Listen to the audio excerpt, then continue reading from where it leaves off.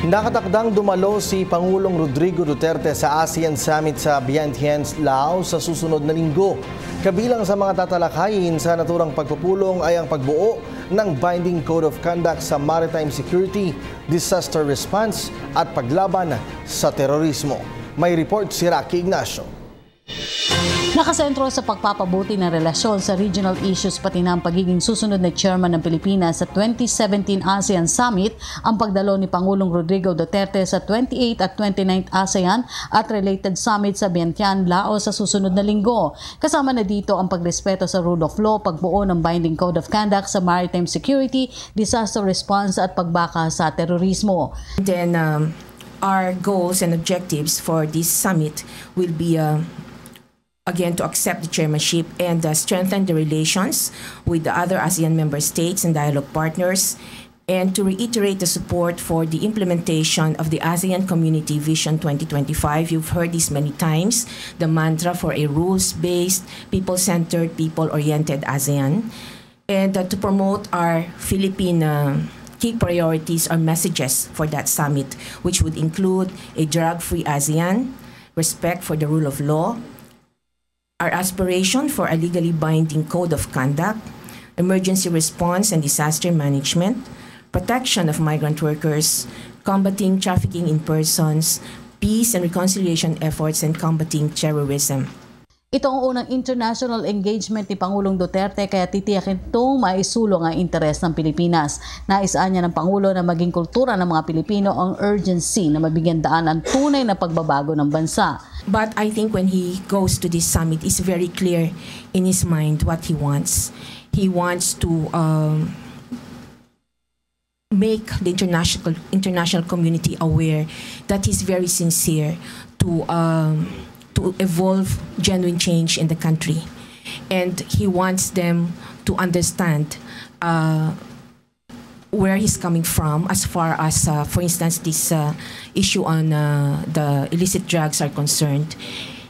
And he is going there also to sort of obtain their support for our chairmanship. You asked me about my personal sense of President Duterte. I think he wants all of us to serve with urgency because he really wants change. Siyam na bilateral meeting ng Pangulo ang inaasikaso ng Pilipinas. Ang ilan na hindi na nabigyan ng pagkakataon katulad ng posibleng pulong kay United Nations Chief Ban Ki-moon dahil sa hectic schedule ng magkabilang panig. Yes, kasama sila sa mga iba pang bansang nag-request, and so naghahanap ng schedule, and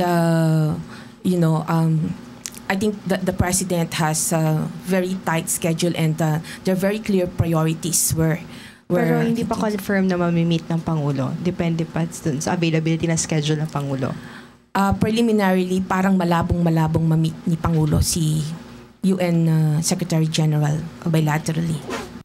Hindi ilalatag ng Pangulo ang usapin sa West Philippine Sea dahil kailangan ng pag-uusap muna ng Pilipinas sa China. Handa na rin ang Pangulo sakali magkausap sila ni US President Barack Obama at ipaintindi ang kasalukuyang sitwasyon ng bansa, partikular sa laban kontra illegal na droga. I think the President is prepared. That's why his first statement is to ask President Obama to listen to him so he can discuss and explain to him the problem that we face as far as the drug problem is concerned. So I think he's prepared for it. Bago sa Laos, nakatakdang bumisita ang Pangulo sa Brunei para sa isang working visit. Well, I can only look at it from the order of precedence as well. The Sultan is the most senior right now in the hierarchy of ASEAN. And when we talk about ASEAN protocol, no? Plus, yung availability rin ng iba. Bibisita rin ng Pangulo sa Jakarta, Indonesia, kung saan sisilipin rin ng Pangulo ang sitwasyon ni Mary Jane Veloso na nasa death row dahil sa kasong illegal na droga. Well, if again, I cannot second guess what the President will say, but if I am to be guided by what I read in the newspapers as well, I think in his mind and foremost is what he could do for Mary Jane Veloso. Para sa PTV News, Rocky Ignacio. Ako po si Cathy San Gabriel. Subscribe na sa PTV YouTube channel. I-click lang po ang subscribe button.